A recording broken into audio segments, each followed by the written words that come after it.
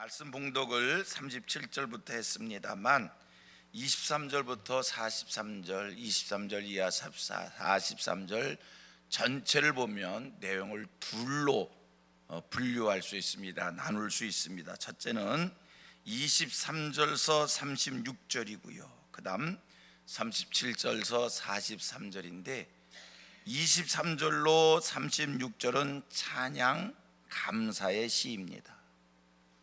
지금 읽었던 함께 봤던 37절 이하 43절까지 말씀은 다윗이 레위 사람들에게 각기 사명을 부여해 주는, 임무를 맡겨주는 그러한 말씀입니다.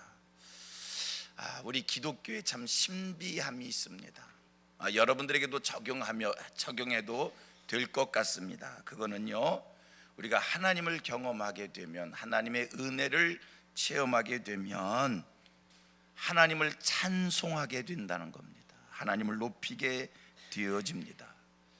그런데 또 한 가지는 하나님의 은혜를 경험하면 내가 하나님을 찬송하고 하나님을 높이는데 그것이 내게만 국한되는 것이 아니라 모든 이들이 함께 하나님을 찬양하길, 하나님을 높이기를 소원하는 마음이 생긴다는 것입니다. 오늘 본문의 다윗도 그러합니다. 다윗성에 법궤를 모셔드리고 난 후 하나님의 은혜를 경험하고 하나님을 높여 찬양합니다. 그런데 말씀을 보면 만방이 만민이 하나님을 높이고 찬양하기를 소원하는 이러한 마음을 갖고 있습니다. 우리 성경을 봅니다. 23절, 25절, 23절부터 25절을 봅니다. 제가 읽겠습니다. 땅이여 여호와께 노래하며 그의 구원을 날마다 선포할지어다. 다 같이 그의 영광을 모든 민족 중에, 그의 기이한 행적을 만민 중에 선포할지어다. 여호와는 위대하시니 극진히 찬양할 것이요 모든 신보다 경외할 것이며. 그 다음 쭉 내려가서 28절을 봅니다. 28절 시작. 여러 나라의 종족들아 영광과 권능을 여호와께 돌릴지어다. 여호와께 돌릴지어다. 지금 다윗은 만방과 만민들이, 여러 나라와 종족들이 여호와께 영광을 돌리라고 그렇게 고백하고 있습니다. 자, 그러면 왜 만방과 만민들이, 여러 나라와 종족들이 하나님께 영광을 돌려야 하는가? 성도님들, 우리는 하나님을 찬양해야 됩니다. 하나님을 높여야 됩니다. 여러분들이 하나님을 높이는 이유가 어디에 있습니까? 다윗은 오늘 본문에서 아주 명확하게 우리가 하나님을 높여야 될 이유를 말씀해 주고 있습니다. 오늘 성경을 보고 깨닫기 전에, 배우기 전에 한번 여러분 머리로 한번 생각해 보셔봐요. 내가 오늘 하나님을 높이는 삶을 사는데, 하나님을 찬양을 해야 되는데 내가 왜 하나님을 높여야 되지? 내가 왜 하나님을 찬양해야 되지? 왜 그런 겁니까? 왜 그런 겁니까? 25절 26절에 다윗은 얘기합니다. 하나님은 위대하시기에, 하나님은 참 신이시기에, 하나님은 창조주이시기에 하나님을 높여야 된다는 겁니다. 자, 25절 26절입니다. 같이 읽습니다. 시작. 여호와는 위대하시니 극진히 찬양할 것이요 모든 신보다 경외할 것이며 만국의 모든 신은 헛것이나 여호와께서는 하늘을 지으셨도다. 다윗은 고백합니다. 하나님은 위대하시다는 겁니다. 하나님은 어느 신보다 위대하시다. 다른 것들은 다 헛것이나 하나님은 참신이시다. 여러분, 오늘 우리에게 하나님의 은혜가 임했으면 좋겠어요. 뭐냐면요, 우리가 하나님 앞에서 살아가고 있지만, 하나님의 만 가지의 은혜를 경험하고 있지만 어리석으면 내가 하나님 앞에 살면서도 하나님이 어떤 분인지를 깨닫지를 못해요. 내가 하나님의 은혜를 힘입으면서도 어리석으면 하나님이 내게 베푸신 은혜를 내가 깨닫지 깨닫지를 못해요. 여러분, 자녀들이 그러하지 않습니까? 부모의 큰 사랑을 받으면서도 어리석게도 부모의 사랑을 깨닫지 못하고 겨우 한다는 얘기가 이런 얘기도 해요. 아버지가, 엄마가 내게 해준 게 뭐가 있다고요? 이런 어리석은 소리를 해요. 해준 게 왜 없어요? 얼마나 큰 사랑을 받았는데. 근데 어리석으면 깨닫지를 못해요. 다윗은요 깨달았어요. 하나님은 위대하시고 하나님은 참신이고 세상 시대는 다 헛것이고. 여러분, 이런 은혜가 있기를 바랍니다. 여러분, 간증을 누가 할 수 있습니까? 나는 간증거리가 없어. 아니, 왜 간증거리가 없어요? 하나님 앞에서 살고 있는데 어제 하루도 돌아보면 얼마나 하나님께서 굽이굽이 순간순간 내게 베푸신 은혜, 베푸신 사랑, 우리 가정 속에 베푸신 은혜, 베푸신 사랑 얼마나 많습니까? 그런데 그냥 내가 잘나서, 내가 잘해서, 우연때에 이런 일들이 있었다고 그렇게 얘기합니다. 하나님의 은혜가 임해서 다윗이 하나님을 발견한 것처럼 오늘 우리가 하나님을 발견하게 되기를 바랍니다. 그리고 하나님을 찬양할 수 있는 저와 여러분들 되기를 축복합니다. 우리 성민교회가 153 운동을 하고 있습니다. 하루에 성경을 한 장 읽고 5번 기도하고 3가지를 감사하자. 여러분, 3가지 감사 누가 합니까? 우리 성도들에게 은혜가 임해서 감사한 일들이, 하나님의 은혜가 임해서 감사한 일들이 알아질 수 있게 되기를 바라고, 고백할 수 있게 되기를 바라고, 그래서 하나님이 내게 베푸신 그 큰 사랑이 경험되어지기를 축복합니다. 2번째, 다윗은 하나님을 찬양하자고 얘기합니다. 만국이, 만민들이 하나님을 찬양해야 된다는 거예요. 왜? 31절 32절에 또 찬양해야 될 이유를 말씀해 주고 있습니다. 시작. 온 땅이요 그 앞에서 떨지어다. 30절 31절 시작. 온 땅이요 그 앞에서 떨지어다. 세계가 굳게 서고 흔들리지 아니하는도다. 하늘은 기뻐하고 땅은 즐거워하며 모든 나라 중에서 이르기를 여호와께서 통치하신다 할지로다. 여러분, 다윗은 또 하나님을 발견했어요. 온 땅이요 그 앞에서 떨지어다. 세계가 굳게 서고 흔들리지 아니하도다. 하늘은 기뻐하고 땅은 즐거워하며 모든 나라 중에서 이르기를 여호와께서 통치하신다 할지로다. 왜 하나님을 찬양해야 됩니까? 하나님께서 다스리시고 하나님께서 통치하시기. 감사한 것은요, 하나님이 다스리고 하나님이 통치하시면요 흔들림이 없다는 겁니다. 다윗은 이렇게 고백합니다. 세계가 굳게 섰고 흔들리지 아니하도다. 세계가 굳게 서고 세계가 흔들리지 않는 이유는 왜요? 하나님이 통치하시기에. 그 다음, 하늘은 기뻐하고 땅은 즐거워한답니다. 왜? 하나님이 통치하시기에. 소원하기는 하나님께서 오늘도 우리 가정을, 우리 민족을, 이 나라를, 우리 교회를, 그리고 여러분들의 심령을 하나님이 다스려 주시기를 원합니다. 다윗은 발견했어요.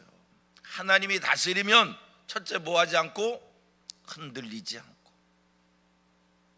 하나님이 다스려 주시고 하나님이 통치해 주시면 둘째 어떻게 하고요?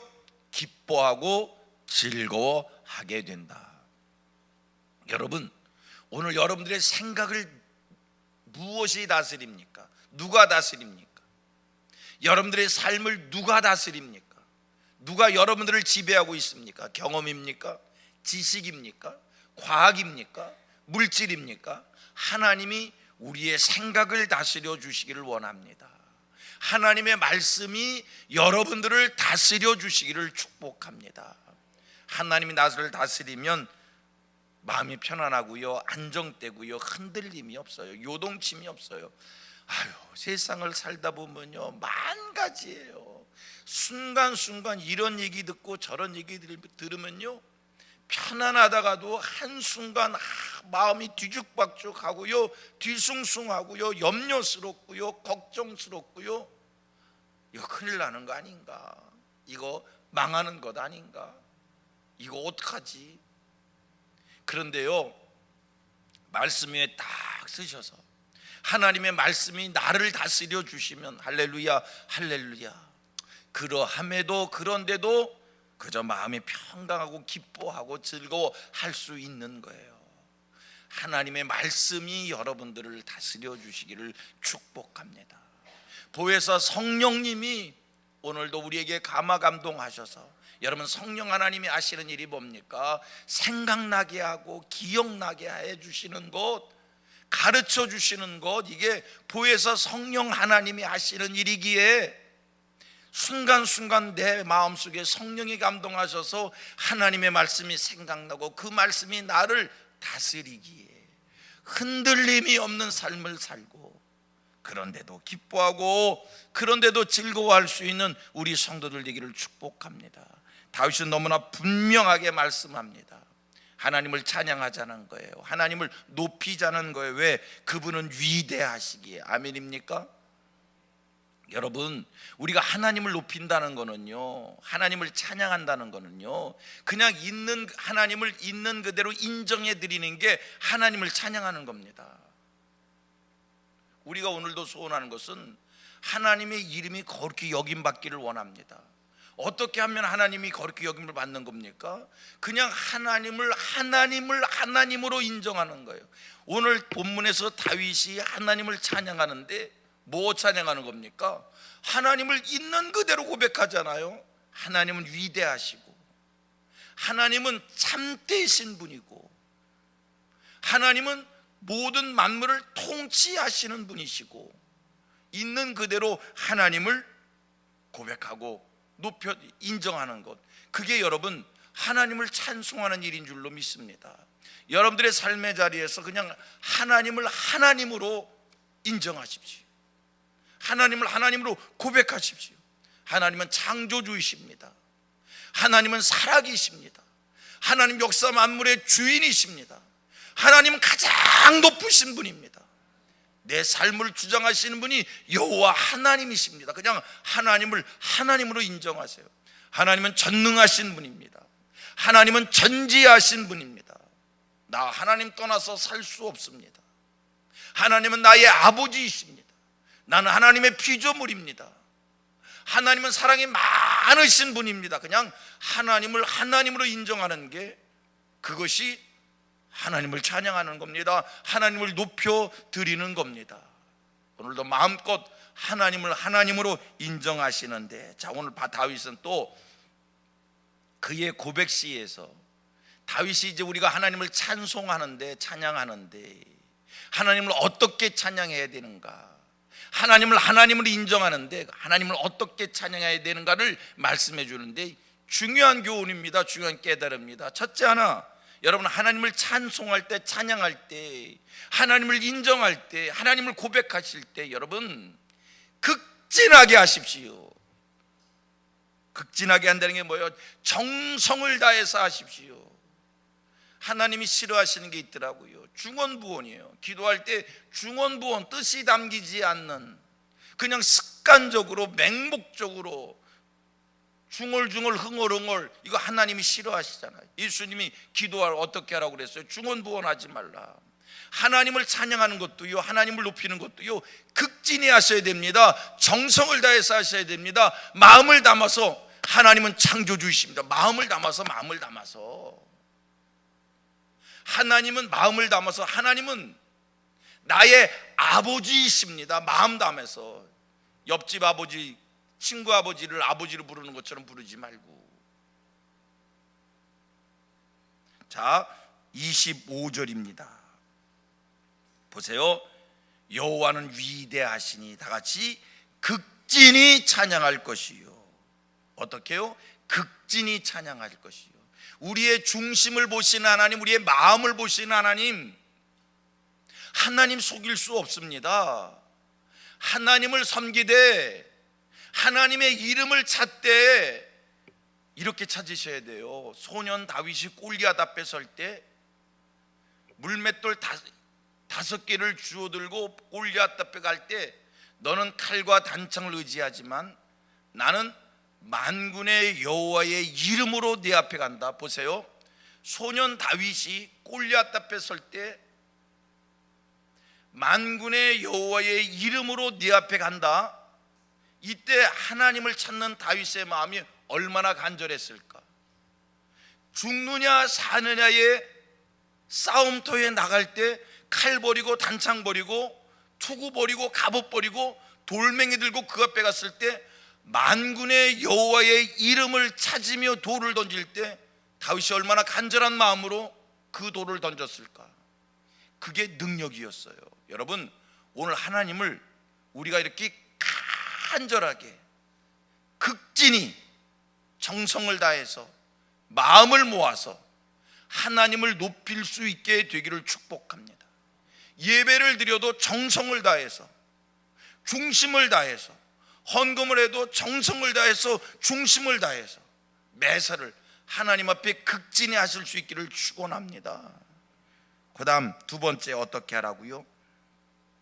하나님을 찬양하는데, 하나님을 높이는데, 하나님께 나가는데 어떤 자세로 나가느냐. 29절 여호와의 이름에 합당한 영광을 그에게 돌릴지어다. 여러분, 합당한 영광을 그에게 돌릴지어다. 그리고 그 다음 말씀이요, 제가 읽으면 그 다음 여러분 읽으세요. 여호와의 이름에 합당한 영광을 그에게 돌릴지어다. 다 같이 제물을 들고 그 앞에 들어갈지어다. 보세요, 여기가요, 여호와의 이름에 합당한 영광을 그에게 돌릴지어다. 합당한 영광이 뭐예요? 그 다음에 제물을 들고 그 앞에 들어갈지어다. 제물을 들고, 제물을 들고. 구약에서의 제물이 의미하는 바가 뭔지 아시지요? 나를 드리는 거예요. 나를 바치는 거예요.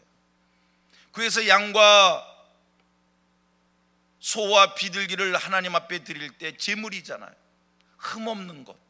그리고 그 제물을 바칠 때 하나님, 내가 죽어야 되는데 내가 죽을 수 없어 대신 이 짐승을 바칩니다. 나를 죽이는 마음으로 제물을 하나님 앞에 드리는 거예요. 하나님을 찬송할 때 제물을 드리는 마음으로 여러분 그렇게 하나님을 높이실 수 있기를 주님의 이름으로 축복합니다. 결론적인 얘기는요, 하나님을 찬양하는데 간절하게, 하나님을 찬양하는데 중심을 다해서 나를 드리는 마음으로 그렇게 하나님을 찬양할 수 있는 우리들 되기를 축복합니다. 그 다음 이제 37절 이하 43절인데요 이 말씀은 아까 읽었잖아요. 다윗이 아삽과 그의 형제들에게, 오벳 에돔과 그의 형제들에게, 그리고 사독과 그의 형제 제사장들에게, 헤만과 여두둔과 그리고 택함 받고 지명된 사람들에게 각기 임무를 부여해 주는데, 어떤 사람은 여호와 궤 앞에서 섬기는 일을 하게 하고, 어떤 이는 문지기로 섬기는 일을 하게 하고, 어떤 이는 기브온 산당 성막에서 섬기는 일을 하게 하고, 여러 가지 일들을 골고루 맡깁니다. 그런데 여러분, 본문을 읽으면서 발견할 수 있는 게 있어요.